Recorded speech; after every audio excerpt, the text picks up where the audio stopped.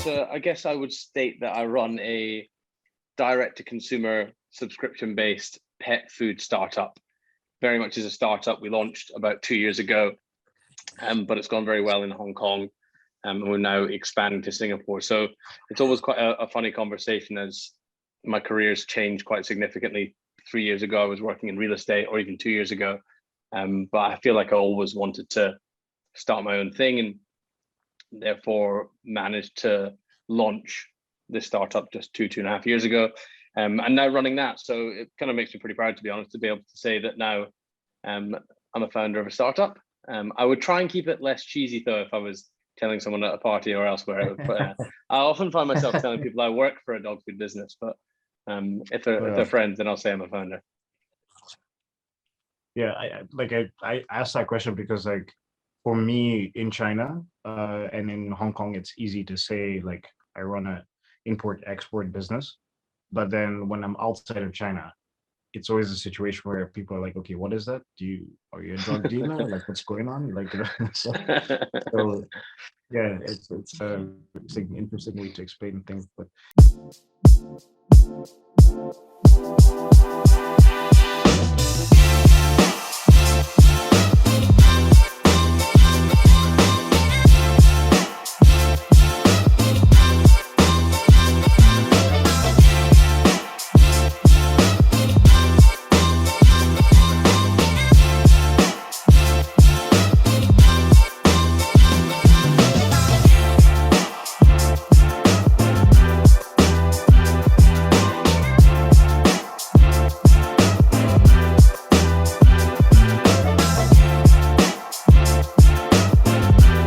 let's start at the beginning. Like, how did you end up in this position? Like, where are you from? What were your influences that kind of brought you to this stage? Sure, yeah. So I guess from the start, I'm from Edinburgh, Scotland. So I'm an expat in Hong Kong that's been out here for 8 years, but I'm originally from Edinburgh. I think on the entrepreneurial piece, I always chop and change as to whether I think it's kind of nature or nurture, but my parents both ran their own business. My brother now runs his own business. And I guess there was, to some extent, always an itch to scratch there. So grew up in Edinburgh, went to uni in England, and then moved back to Edinburgh working in real estate. And loved it, to be honest. I love Edinburgh. It's a great city, and I think I'll always look fondly on it. May move back at some stage. But I wasn't really that intrigued by London for whatever reason. I think it was perhaps because it was a really well-trodden path. The majority of people in the UK seem to graduate from university and then head to the big city, which in the UK is London or nothing else, really.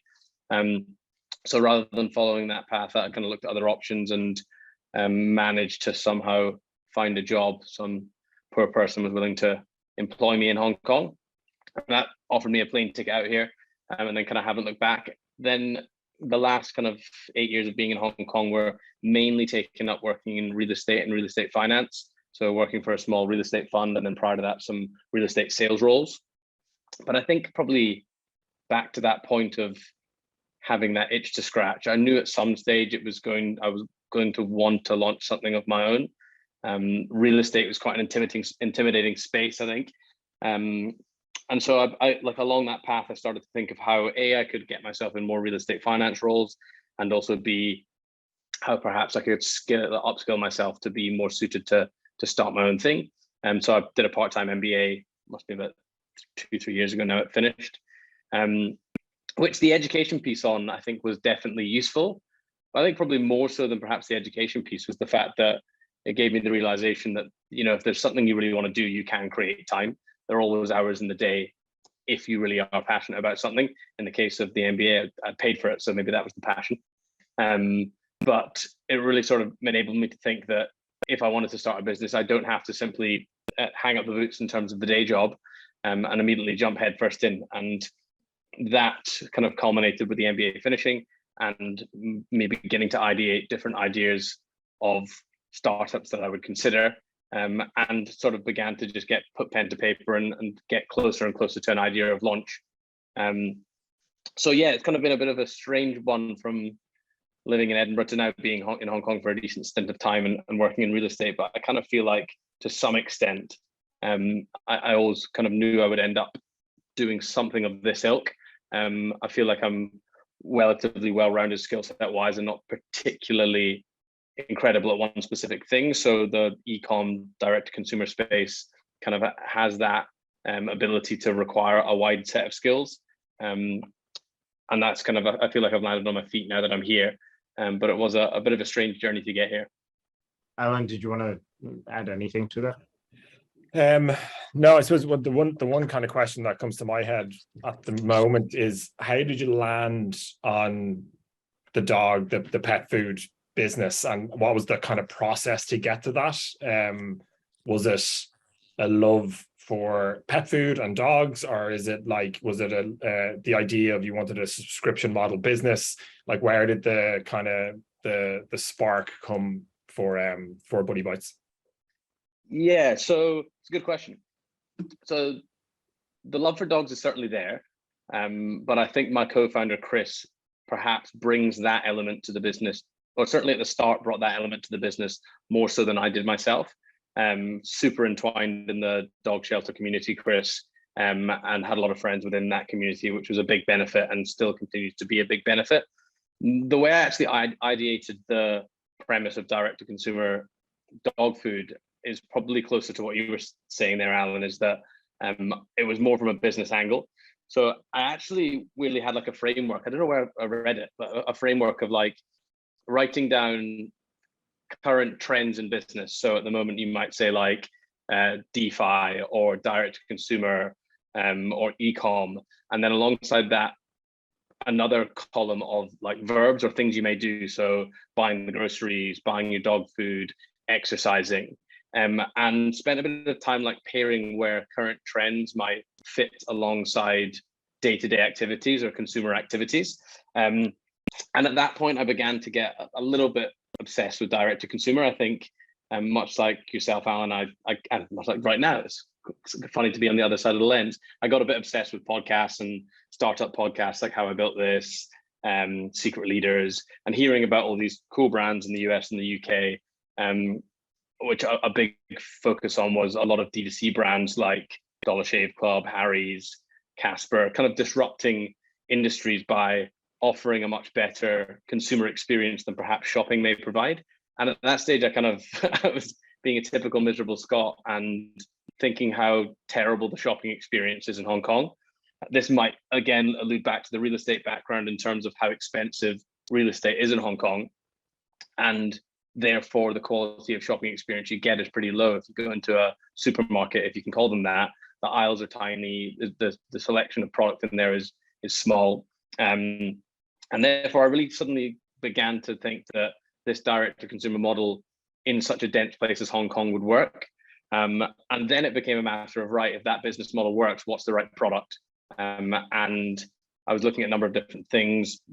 Funnily enough, in the like middle-class market, which is your low-hanging fruit for any startup. I think if you are looking at a premium price product, which in Hong Kong it makes sense for most consumer products, there's a lot of people with domestic help, and therefore direct consumer actually circumvented in some ways. So the Harry's Razor example or the Dollar Shave Club, a lot of those kind of products actually in some ways are already purchased for people in a portion of the market, segment of the market. So was looking at things that might circumvent that premise, and then it became down to heavy products and what are actually like challenging products to get from the shops to your home.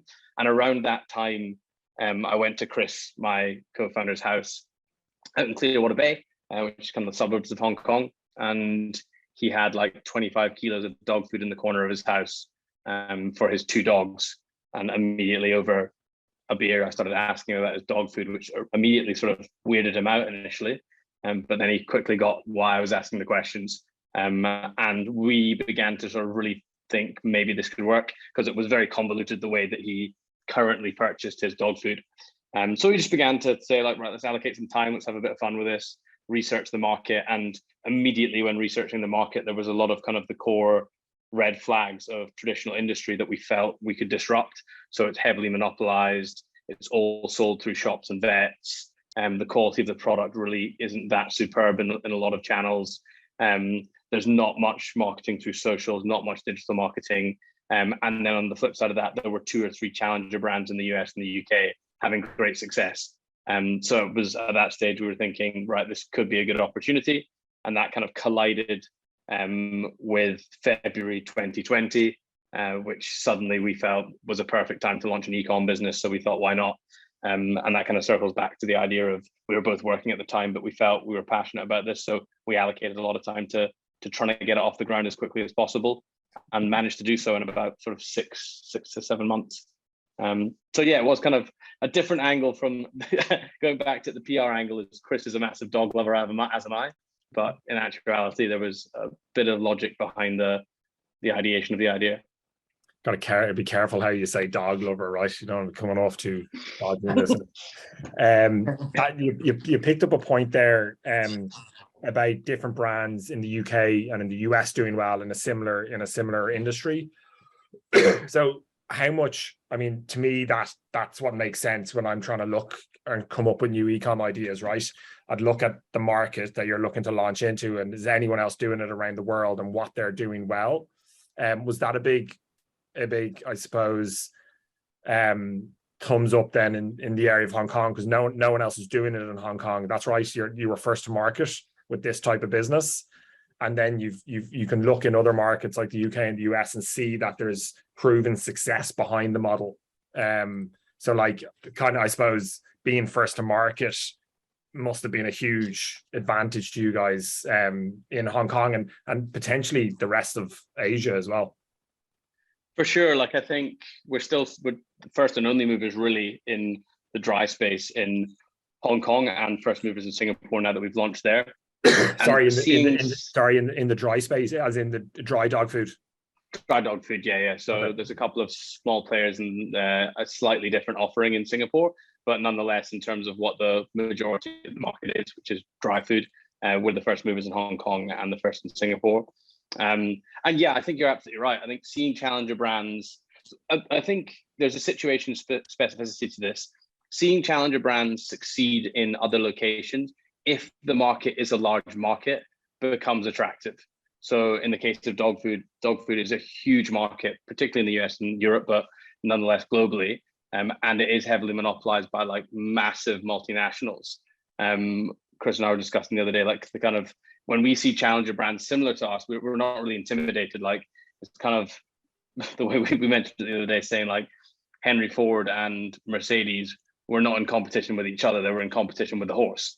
Like, you're looking at a massive market that you're taking the share away from the irrational traditional model, whereby people have to go to shops and vets. And therefore seeing the proof of concept of direct to consumer working elsewhere in the world was, it's one of those things, right? You have the idea. I thought it was an organic idea, and of course other people had the idea previously. That's how things are.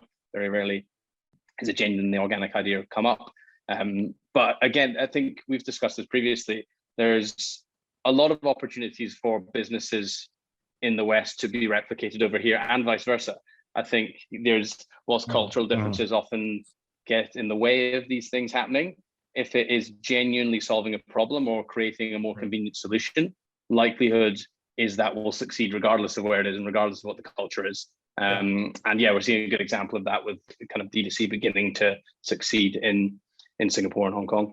Yeah, and listen, I think it's nearly an advantage that you're not having an original idea, right? That it's working in another marketplace, so it's proving it to you that it's potentially going to work. And then to me, it's about creating the brand around that, and the fact that you guys have pulled in that you donate to the dog kennels here in Hong Kong, that just pulls in the other sort of tugging on the heartstrings, right? And people who have dogs and like love their dogs, and you see it, like I noticed it here more than anywhere in the world, where they treat their dogs like human beings. Like, they're pushing them around in prams, and the dogs are wearing shoes outside and dressed in all the clothes and stuff. Like, it's beyond. By the way, that irritates the shit out of me. The pram thing, I don't get. I don't get the pram thing. No comment. I have a husky, right? So we use Taste of the Wild. Do you know this brand? Yeah. Taste of the Wild. Yeah, yeah. That's the one that we've been using. But like, yeah, just going off of Alan's comment over there, it's just like I see it all the time as well in the Philippines. During COVID, there was an explosion of people getting dogs here, and it's Everywhere. very, very visible. Yeah, very, very visible. So I was gonna ask, are you guys thinking about other Southeast Asian countries expanding to these areas? For sure, yeah. I think it's. I mean, as mentioned, we've just expanded to Singapore about 3-4 weeks ago, and the mindset really is proving the concept in a secondary market before looking to begin to get a bit more aggressive with it. As Alan mentioned, the branding piece is very much focused, high quality millennial branding, trying to fit that consumer base that is the younger population that are having children later and often dogs earlier. As you've just mentioned, COVID was a catalyst for this. And also a big factor in this is the cultural view on dogs within that market, the kind of the millennial market really, is far greater than what it was in the past. So the average spend is much higher. So we just want to create a brand that people like that are happy with and happy to try.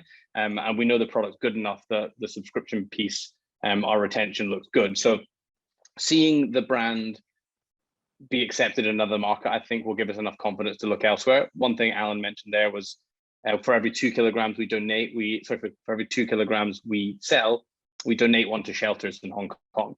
And kind of like what Tom's did back in the day with shoes. I'm sure you might remember that brand. And my view on it is that piece, the giving back piece, translates into any language and any culture. I think people are always yearning for a route to giving back. We were just speaking about Patagonia and their recent announcement. So that's kind of the real test, is making sure that there's a yearning to give back and an affiliation with our branding. And then once we have proof of concept in Singapore, I think the markets of Philippines, Indonesia, Thailand, Australia perhaps all become quite interesting prospects. But it's also super important because Tom's did it first. And everyone went, that's a brilliant idea. That's such a good concept. And then everyone started doing it. And everyone was doing it like, we're going to donate to whatever charity. And it just got very transparent, right? It just was like, you're doing it for the sake of doing it. Whereas with you guys, it just makes sense because you're giving back to helping dogs. And again, 99% of dog owners are absolutely in love with their pets, and the fact that you're helping other dogs and other shelters.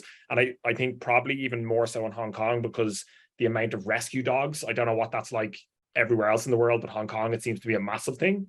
And it makes sense with the brand, and to me, it doesn't look like bullshit. It doesn't look like you're just doing it to try and get sales in, even though it's going to help your sales massively on the other end. And it's brilliant marketing, and you're doing the right thing. Well, I think interestingly, right, we're currently in a time where consumers probably have more of an influence on brands than ever before, thanks to the internet.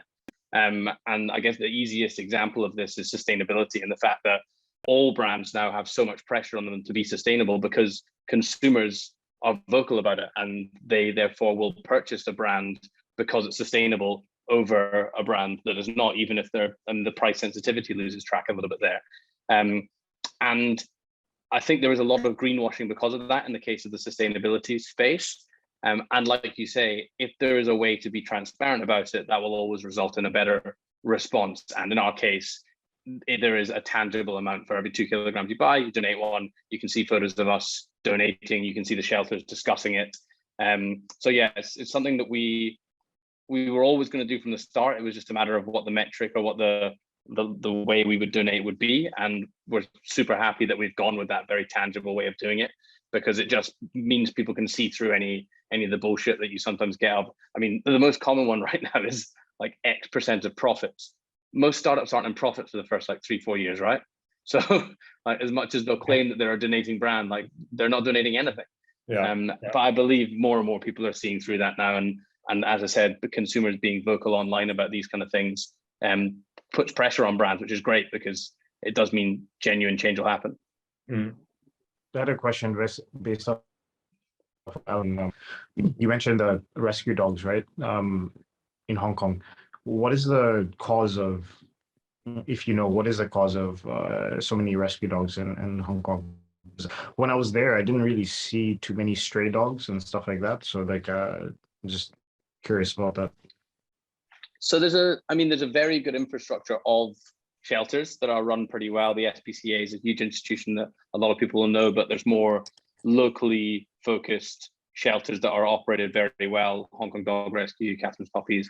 That all, I guess, is probably the reason why you don't see that many strays, certainly in the city. However, is quite a number of wild dogs within the more rural areas of Hong Kong, and particularly in the Sai Kung area, Sai Kung Lantau. You do quite a lot of kind of wild dogs that then eventually will become domesticated if they go through the shelter system. You then just get the odd problem of people leaving. The last 2 years, you see a lot of abandoned dogs. You get a lot of people who may adopt, say, like a golden retriever, and then they move into their tiny flat and realize that they really don't have the time or the ability to exercise an energetic dog like a golden retriever, which is horrible. But fortunately, there are these institutions set up to help deal with it. But the most common is, as Alan says, is kind of these Hong Kong mongrels, which are dogs found within Hong Kong. But the large majority of them now are well looked after within good quality shelters, and there is kind of a roadmap to adoption. And it's funny. There's like, I think depending on location to location, it will change. But in Hong Kong, it's almost taboo not to adopt a dog now.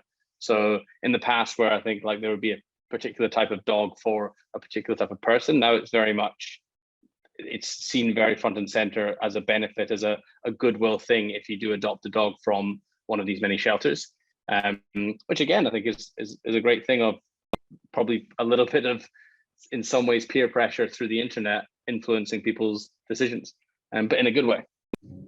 I won't be falling for that. Nice. Well, yeah, my dog was in a rescue just specifically because I was looking for huskies, like something that I would have done a rescue, but also it was COVID and all those things. So it was I couldn't actually physically go to the shelters. You did rescue that bloody cat, though. Have you still got that cat? Oh yeah. So the cat is the rescue, and he's on timeout right now. He's in his room, probably doing some shadow boxing or something. He's been scratching everybody. So next question I was going to ask is like Singapore. So why Singapore? I understand, like I think it's a similar market like Hong Kong, Singapore, in terms of from a financial perspective, but why not Japan? Why not South Korea? Like, well, what, so. Yeah. So, I mean, it is interesting, right? So Japan has a far bigger addressable market for pet food, as do a number of locations in the region. Hong Kong's actually significantly larger than Singapore. So in some ways it was, I guess you could probably argue in some ways it was a safe play. The two highest spends per capita globally on pet food are Hong Kong and Singapore. As Alan mentioned earlier, people in Hong Kong absolutely adore their dogs. The same thing rings true in Singapore. It's a pretty similar expat initial launch market, which we probably succeeded off in Hong Kong. There are also a structure of dog shelters. And then I guess there's also the defensive play of, during COVID, we knew quite a lot of people moving from Hong Kong to Singapore, including not a decent chunk, but enough to notice of our customer base. So we kind of saw it as we needed to prove concept in a second geography. Singapore was probably the one that we could do the fastest and with the least amount of risk. We absolutely will be going after bigger markets as we grow, but that takes capital and that takes kind of proof of concept to warrant. So there was, we felt like we could go into Singapore, do what we've done in Hong Kong in a matter of 6 to 12 months.